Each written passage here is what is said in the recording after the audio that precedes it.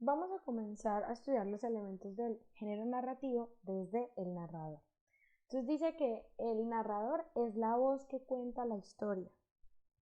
El autor y el narrador son diferentes. Necesitamos hacer esa diferenciación porque es importante. El narrador es creado por el autor, ¿sí? El autor escribe la historia, el narrador cuenta la historia, ¿sí? Y ese narrador puede contarla en primera persona, en segunda persona o en tercera persona.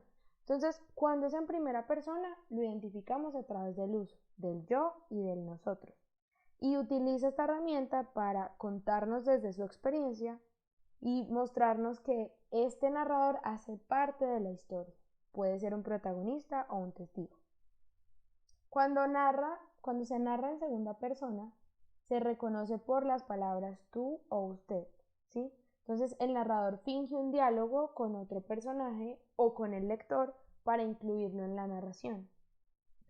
Cuando es en tercera persona, entonces lo identificamos por el uso de ella, él, ellos, y este narrador es externo, no es un personaje de la historia, es solo una voz y está presente en la mayoría de los relatos. Este es el narrador más común. Ahora, otro elemento de la narración son los personajes y según su función se clasifican en principales y secundarios. Los personajes principales son el protagonista y el antagonista. Entonces, el protagonista representa los deseos del escritor. Él enfrenta aventuras y en la mayoría de casos sale bien librado de ellas. Pero el antagonista se opone a que este protagonista cumpla con su objetivo, ¿sí? Cuando hablamos de los personajes secundarios, entonces están los activos y los pasivos. Los activos participan en el relato e intervienen en los diálogos. Eso los hace activos, que intervengan en los diálogos. En cambio, los pasivos únicamente son mencionados en la historia, pero no intervienen en los diálogos. Quizás puedan ser importantes dentro de la historia por algo que hicieron, por algo que fueron, pero no intervienen y eso los hace secundarios y pasivos. El tiempo también es otro elemento de la narración. El tiempo desempeña un papel fundamental en la narración y puede presentarse de varias formas, ¿sí? Puede relacionarse con la época de la historia, puede relacionarse con una secuencia en la que se desarrollan los hechos, puede ser un tiempo atmosférico, un clima, o puede relacionarse con los recuerdos. Entonces, de acuerdo con esa relación, eh, encontramos 6 clases de tiempos o 6 maneras como de representar ese tiempo de acuerdo con lo que se busca en la narración. Entonces, encontramos un tiempo cronológico, ¿sí? Que se refiere a la duración de la narración y a la época histórica en que se desarrolla. En qué momento ocurre y en cuánto tiempo ocurre. El lineal se muestra como un orden lógico, pasado, presente y futuro. El retrospectivo o evocado es cuando se vuelve al pasado desde el presente, ¿sí? Un ejemplo puede ser cuando el personaje recuerda su niñez, ¿sí? Estando en el presente, nos vamos hacia el pasado, puede ser por un recuerdo. Cuando hablamos del tiempo atmosférico, se refiere a las condiciones climáticas del lugar donde ocurren los hechos. Literalmente cuando hablamos de soleado, de frío, de lluvioso o de alguna otra estación. El circular dice que empieza la narración por el final, luego nos muestran los hechos y esos hechos nos conducen nuevamente al punto de partida, como si fuera una clase de espiral.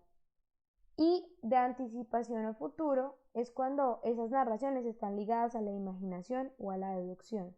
Ellos buscan contar lo que sucederá en el futuro. Este tipo de tiempo lo usan en las novelas y cuentos de la ciencia ficción. Ahora, el espacio. El espacio se refiere al lugar donde se desarrollan los hechos, ¿sí? Y el autor tiene la capacidad de recrearlos de maneras diferentes de acuerdo con lo que busques en su narración. Pueden ser físicos, psicológicos o sociales.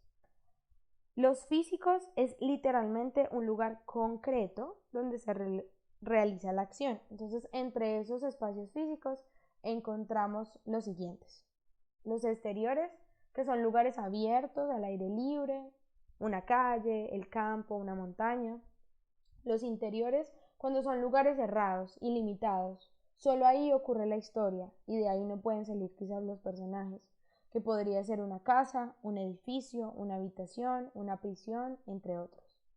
Cuando son espacios reales, son comunes y son reconocidos por todas las personas.